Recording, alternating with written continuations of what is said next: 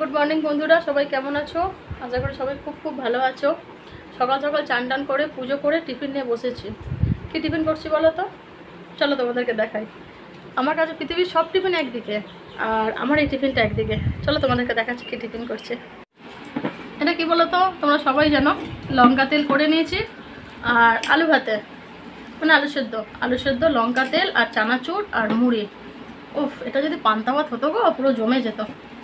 চলো টিফিনটা করি। আজকে ভোট, সবাই আছে বাড়িতে, রান্না করবো। চলে এসেছি, রান্না করছি। আজকে রান্না হচ্ছে বাটা মাছের ঝাল, বেগুন আলুর তরকারি, ঢেঁড়স ভাজা, ডাল। বাবা যা পেয়েছি।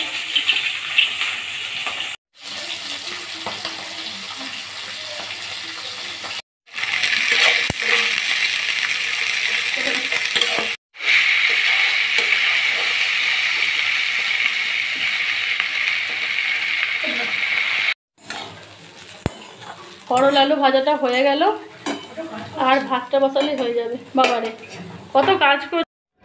রান্নাঘরে সব রান্নাগুলো সেরে চলে এসেছি ব্যালকনিতে। ব্যালকনিটা আমার খুব শখের জায়গা। অনেক দিন হলো পরিষ্কার করা হয় না, তো সেই জন্য টবগুলোকে সব সরিয়ে সরিয়ে ব্যালকনিটা ভালো করে ধুয়ে পরিষ্কার করে দিচ্ছে। গরমের জন্য গাছগুলো তেমন ফুল হচ্ছে না। দেখি কিছুদিনের মধ্যে নার্সারিতে যাব, গিয়ে কিছু ফুল গাছ নিয়ে আসবো।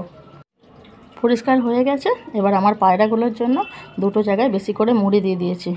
আর এত গরম, সেজন্য এই মিষ্টির এই ট্রেটাতে ভর্তি করে জল দিয়ে দিয়েছি। ওরা ওদের মতন সারাদিন আসবে, খাবে, বসবে। এটা ওদেরও খুব প্রিয় জায়গা। দেখো, আমি আমার ব্যালকনিটা ভালো করে গুছিয়ে নিয়েছি। এবার ওদেরকে খেতে দেবো। এখন সন্ধ্যাবেলায় বানাচ্ছি মোচার চপ। কালকে একটা মোচা এনেছিল, তো ছাড়ানোর জন্য বানানোই হয় না। কালকে রাত্রে ছাড়িয়ে রেখেছিলাম, তো আজকে কেটে আর পেঁয়াজ কাঁচা লঙ্কা দিয়ে মোচার চপ বানাচ্ছি। আর টিফিনে খাওয়া হবে মোচার চপ আর চা। তো মোচাটা ভাজাই হয়ে গেছে, এক কড়াই ভেজেছিলাম আপাতত।